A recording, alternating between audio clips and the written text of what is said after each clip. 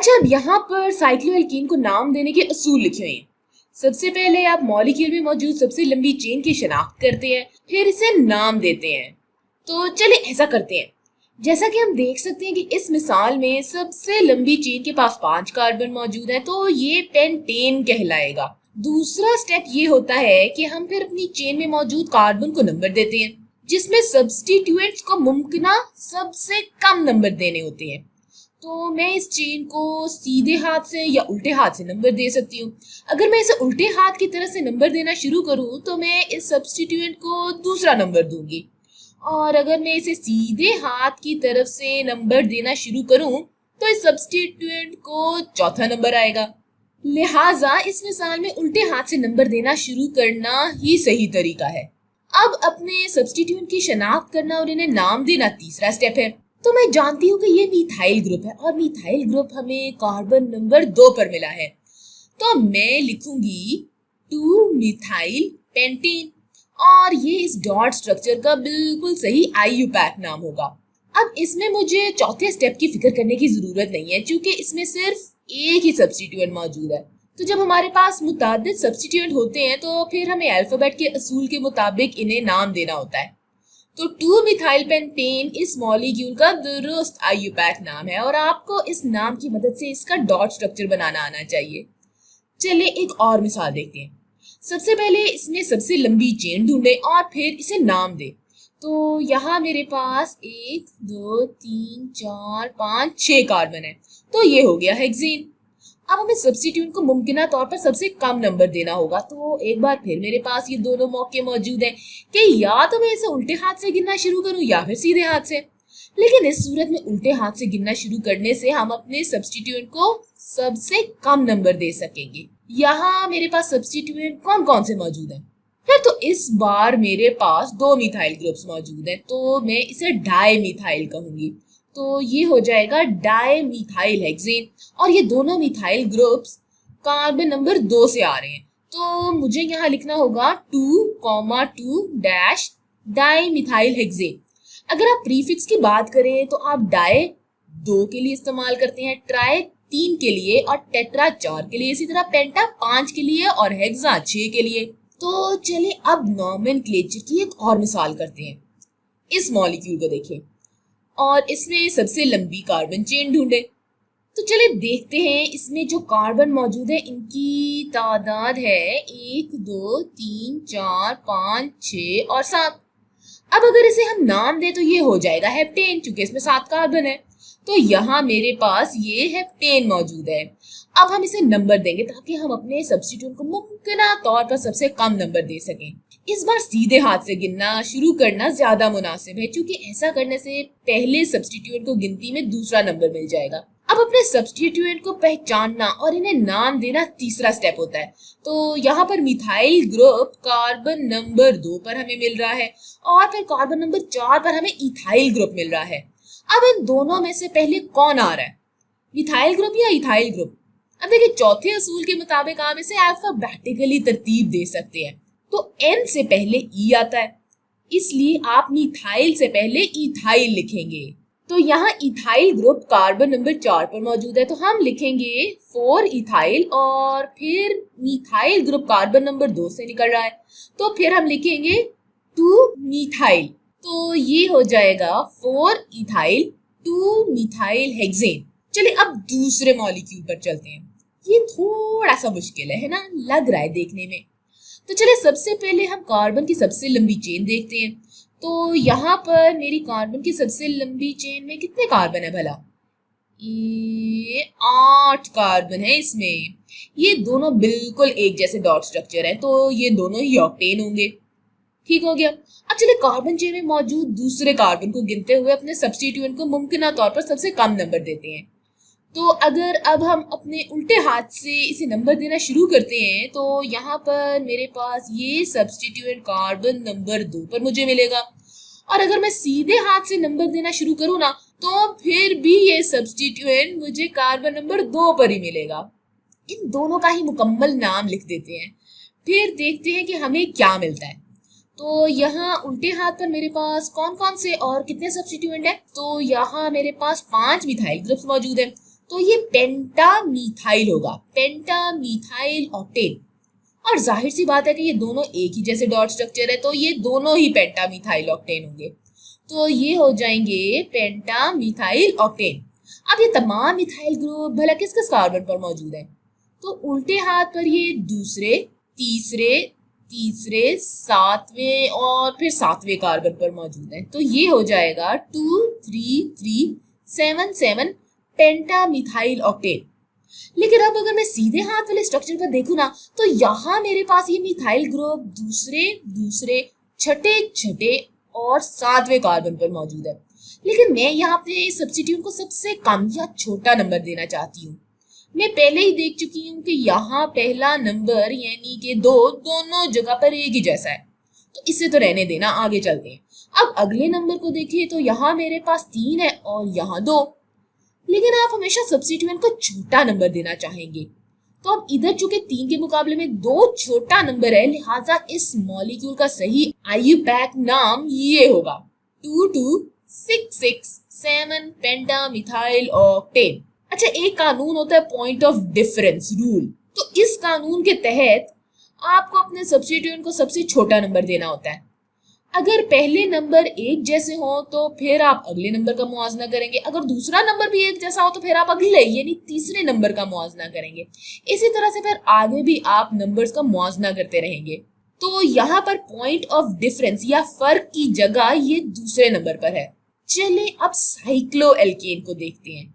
तो यहाँ मेरे पास एक साइक्लोएल्केन मौजूद है और आप इसे बिल्कुल इस तरह नाम देंगे जैसे आप एक सीधी चेन के एल्केन को नाम देते हैं।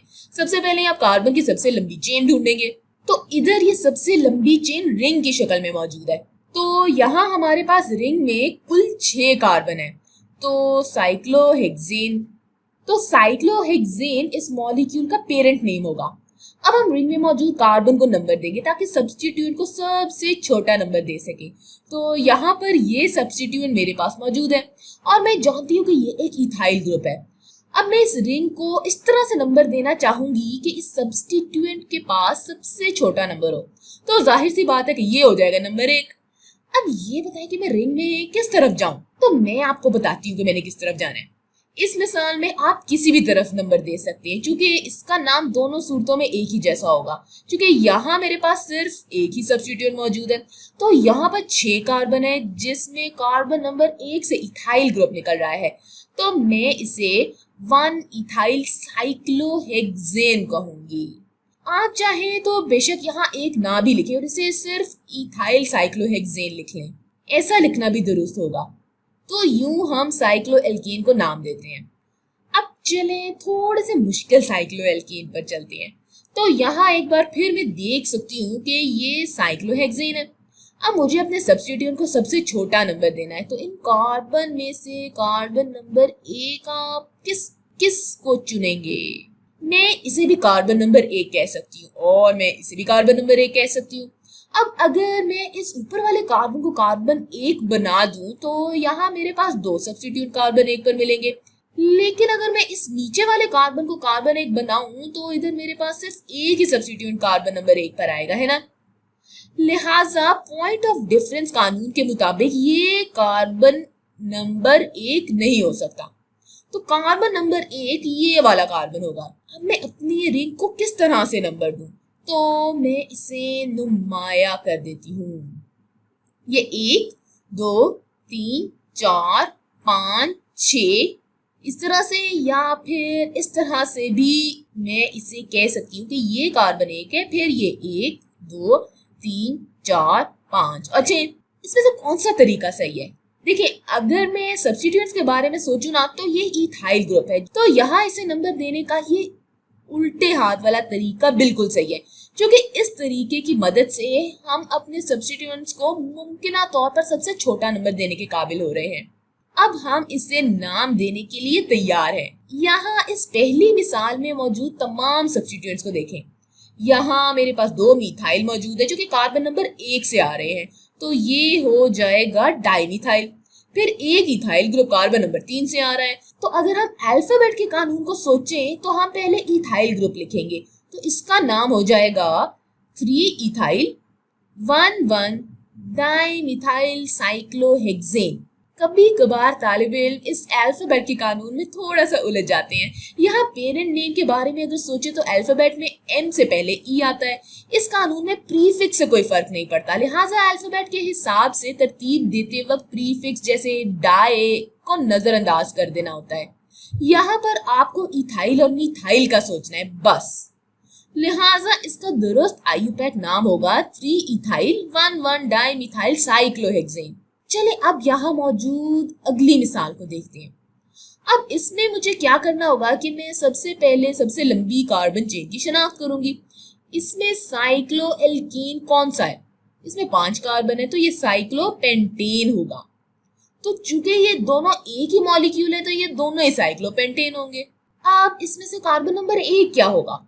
मैं इसे कार्बन नंबर 1 और इसे कार्बन नंबर 2 बना सकती हूँ, या फिर मैं इससे कार्बन नंबर 1 और इसे कार्बन नंबर 2 भी बना सकती हूँ, है ना। तो चले अब इन दोनों का ही मुकम्मल नाम लिख लेते हैं और फिर देखते हैं कि इसमें से कौन सा इसका सही नाम है। तो उल्टे हाथ पर मेरे पास 1 इथाइल 2 मिथाइल साइक्लोपेंटेन है और सीधे हाथ पर मेरे पास 2 इथाइल 1 मिथाइल साइक्लोपेंटेन है। अब सवाल ये है कि इन दोनों में से इसका सही आईयूपैक नाम कौन सा है।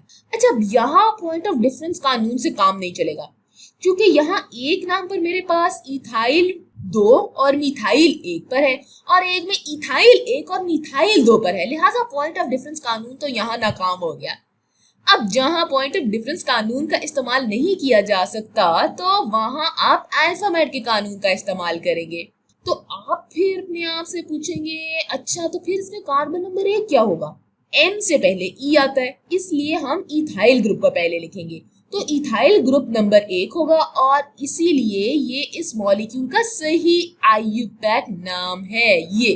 चलिए अब आगे चलते हैं और अब इससे नाम देने की कोशिश करते हैं। अच्छा, मैं जानती हूँ ये थोड़ा सा मजाहिया दिख रहा है, बल्कि एक मकड़ी जैसा दिख रहा है। तब देखिए और बताएं कि इसमें से सबसे लंबी कार्बन चेन में कितने कार्बन मौजूद हैं। यहाँ पर ये 7 कार्बन मौजूद हैं। इस चेन में 7 कार्बन है। अब साइकिल वाले हिस्से में कितने कार्बन है? इसमें ये 1 2 और 3 कार्बन है। अब यहाँ साइक्लो एल्केन के मुकाबले में मेरे पास सीधे चेन वाले एल्केन के पास ज्यादा कार्बन है, इसलिए मैं इसे एल्केन का नाम दूंगी, तो ये हो जाएगा हेप्टेन, क्योंकि इसमें 7 कार्बन है। अब ये साइक्लो एल्केन मेरे पास एक एल्काइल ग्रुप के तौर पर मौजूद है। अगर ये एल्काइल ग्रुप नहीं होता ना तो मैं इसे साइक्लोप्रोपेन कह देती, लेकिन अब क्योंकि ये एल्काइल ग्रुप है तो मैं इसके आखिर से ये एन हटा दूंगी और इसकी जगह YL लगा दूंगी, तो ये हो जाएगा साइक्लोप्रोपाइल। तो यहाँ मेरे पास हेप्टेन में से साइक्लोप्रोपाइल निकल रहा है। अब देखते हैं कि ये किस कार्बन पर मौजूद है। तो इसके लिए अब हमें इसे नंबर देने होंगे। तो ये 1 2 3 4 5 6 और 7। तो यहाँ मेरे पास कार्बन नंबर 4 से ग्रुप साइक्लोप्रोपाइल निकल रहा है, तो ये हो जाएगा 4 साइक्लोप्रोपाइल हेप्टेन। चलिए अब अगली मिसाल पर चलते। नहीं, मेरे ख्याल में इस वीडियो को हम यही रोक देते हैं, हमने काफी मिसालें देख ली हैं।